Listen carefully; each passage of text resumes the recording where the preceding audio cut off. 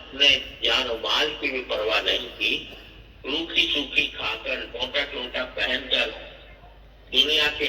آرائشوں آسائشوں سے قطع نظر کر کے یہ علم ہم تک پہنچایا،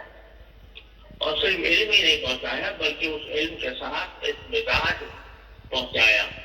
جو اتباع سنت کا مزاج ہے، جو معنی و اصحابی کا مزاج ہے،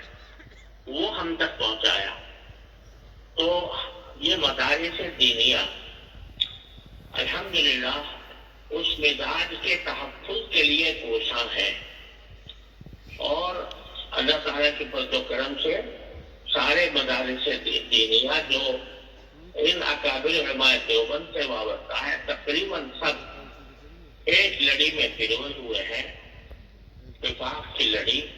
اور اس میں اللہ تعالیٰ ان کو ہمیشہ اسی طرح متحد اور متفق رکھے۔ تو چاہے میرے اندر خرابی ہو، میرے اعمال خراب ہو، میرے طرز عمل میں کمی ہو، لیکن یہ مجموعہ جو مدارس دینیہ کا ہے یہ الحمدللہ وارث ہے اکابر علماء دیوبند کا، اور اس مجموعے کے اندر انشاءاللہ خیر ہے۔ یہ کیونکہ مجموعہ انفرادی اثرات کی اپنی کمی کوتاہی کے باوجود یہ مجموعہ وابستہ ہے اس شجر بہار سے جو جس کے نیچے حضرت مولانا محمد قاسم نانوتوی رحمۃ اللہ علیہ نے دارالعلوم دیوبند کی بنیاد رکھی تھی، اور صرف ایک استاد اور ایک شاگرد سے بنیاد رکھی تھی جن میں دونوں کا نام محمود تھا۔ وہ مزاج، وہ مذاق، وہ اعتدال، وہ اتباع سنت، وہ اصحاب کرام کے طریقے پر چلنے کی روش جو حضرات نے ڈالی تھی، یہ مدارس دینیہ اپنی اجتماعی حیثیت میں اللہ تعالیٰ کے فضل و کرم سے اس کے حامل و داعی ہے۔ میرے عمل میں خرابی ہے، میں عمل کے اعتبار سے بہت کوتاہ ہوں، بہت غلط کار ہوں، خطا کار ہوں، گناہ گار ہوں، لیکن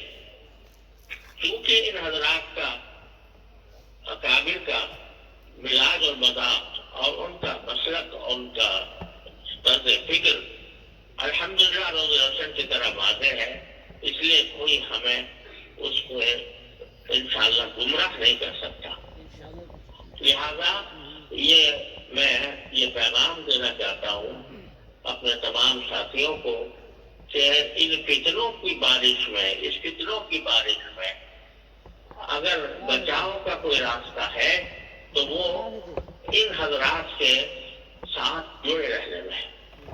مدارس دینیہ کے ساتھ جڑے رہنے میں، اور علماء کرام کے ساتھ جڑے رہنے میں، اور جب کوئی شخص اس دائرے سے باہر نکلے گا تو کسی نہ کسی فتنے کا شکار ہوگا۔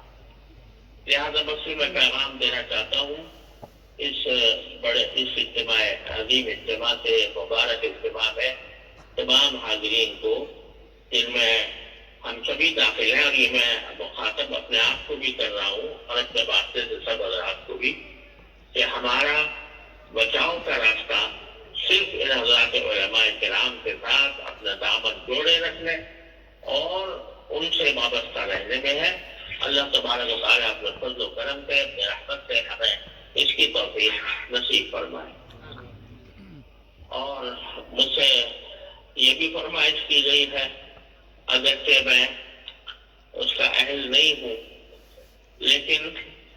اس فرمائش کی تعمیل، رکن کی تعمیل میں یہ بھی عرض کرتا ہوں کہ مجھے اپنے دل مشائخ سے روایت حدیث کی اجازت حاصل ہے، اور چاہے مشائخ بر صغیر کے ہوں یا بلاد عربیہ کے، ان سے مجھے جو اسانید حاصل ہیں میں ان تمام مرویات کی آپ اور حضرات علماء کرام اور طلباء کرام کو اجازت دیتا ہوں۔ اللہ تبارک و تعالیٰ اپنے فضل و کرم سے اس کو قبول فرمائے، اور ہم سب کو نبی کریم صلی اللہ علیہ وسلم کی سنت پر عمل پیرا ہونے کی توفیق عطا فرمائے. وآخر دعوانا